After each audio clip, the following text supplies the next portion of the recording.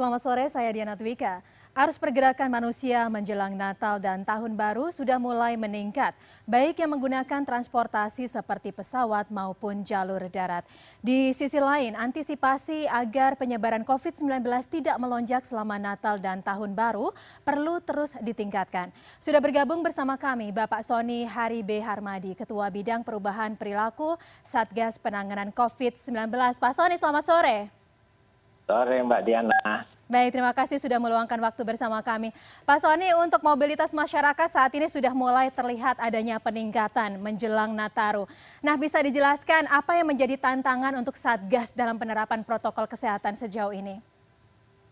Ya Mbak Diana, jadi kan kita selalu belajar dari data ya, data tahun lalu dan juga pada saat Natal, libur tahun baru serta libur Lebaran itu selalu terjadi peningkatan mobilitas, lonjakan mobilitas baik masuk dari luar negeri maupun antar daerah di Indonesia.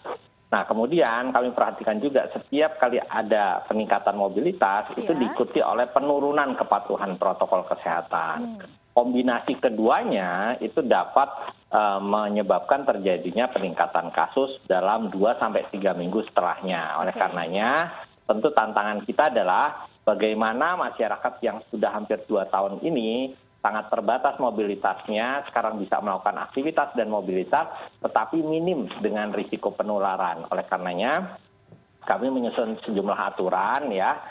Strategi kita kan untuk mencegah penularan ini berlapis. Dari penularan antar negara, antar daerah, dalam komunitas, dan seterusnya. Jadi upaya-upaya untuk menjaga agar mobilitasnya tidak meledak sangat tinggi. Lalu kemudian yang kedua, menjaga agar kepatuhan protokol kesehatan juga semakin baik. Ya, kemarin sempat turun tetapi sekarang sudah membaik lagi. Lalu kemudian juga ditambah dengan berbagai screening atau aturan perjalanan bagi mereka yang akan melakukan perjalanan seperti syarat vaksinasi dosis lengkap, Mbak. Iya, baik. Seperti yang tadi Pak Sony sampaikan bahwa biasanya kalau sudah libur panjang mobilitas masyarakat tinggi itu terjadi lonjakan kasus. Dan hal ini pastinya semuanya tidak mengharapkan terjadi kembali gitu. Tidak diharapkan terjadinya gelombang ketiga begitu. Nah, kemudian apa yang bisa disarankan sama Bapak Sony kepada masyarakat yang akan bepergian begitu? Ya, yang pertama pastikan bahwa Anda yang melakukan perjalanan adalah orang-orang yang sehat ya. Terus yang kedua, pastikan bahwa level PPKM daerah tujuan itu adalah wilayah yang level PPKM-nya rendah atau yang aman.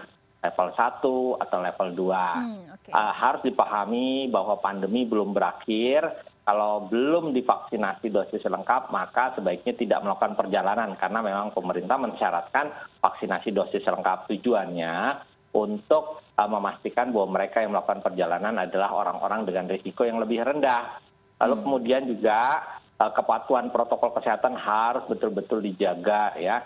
Kita melihat bahwa kasus Omikron ini memang belum terbukti menciptakan keparahan yang lebih tinggi. Tetapi salah satu kasus yang sudah ada di Indonesia itu adalah orang yang sudah divaksin 4 kali bahkan. Ya, jadi artinya vaksinasi itu memang proteksi di dalam. Tetapi yang harus kita lakukan juga proteksi bagaimana mencegah jangan sampai virusnya masuk ke dalam tubuh melalui upaya pakai masker, jaga jarak, cuci tangan, dan ya. Lalu kemudian pastikan ya bahwa Anda menggunakan Peduli Lindungi. Aplikasi Peduli Lindungi ini sangat penting. Semua harus menginformasikan, dia check-in, lalu kemudian sebagai bentuk tracing kan. Kalau misalkan check-in menggunakan aplikasi Peduli Lindungi dilakukan, maka bisa dilakukan kontak tracing yang lebih baik. Kalau satu tempat fasilitas publik tidak menyediakan aplikasi Peduli Lindungi, sebaiknya tidak masuk ke tempat tersebut. Jadi kita melakukan self-assessment.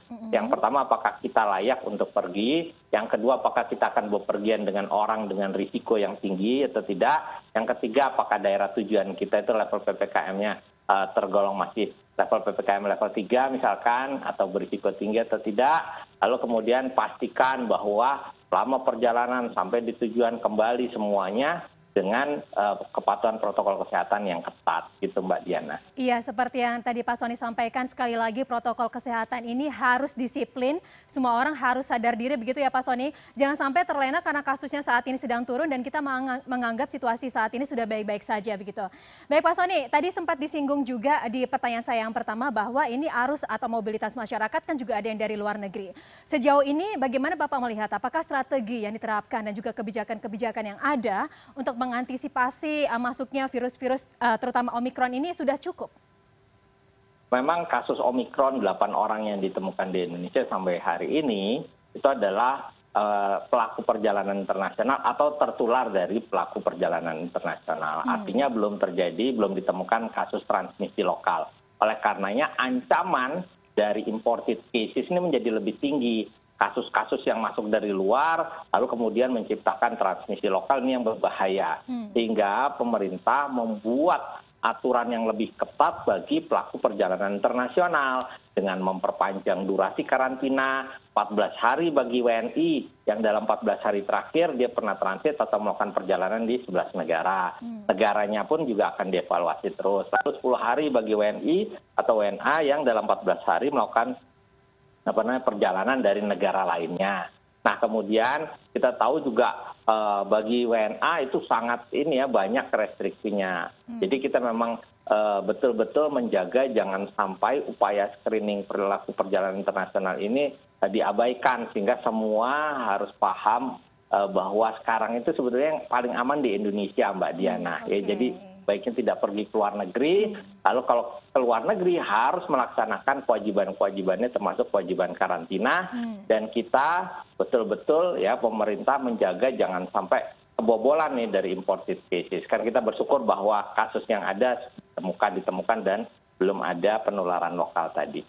Iya, baik. Terima kasih banyak atas diskusi singkatnya Pak Sony. Kita semua pastinya berharap ya libur Nataru bisa dilewatkan tanpa adanya lonjakan kasus COVID-19 di tanah air. Pak Sony terima kasih banyak, sampai berjumpa di lain kesempatan. Selamat sore. Sama-sama Mbak Diana. Ya, dan demikian perbincangan kami saat ini. Saya Diana Dwika undur diri. Terima kasih, sampai jumpa.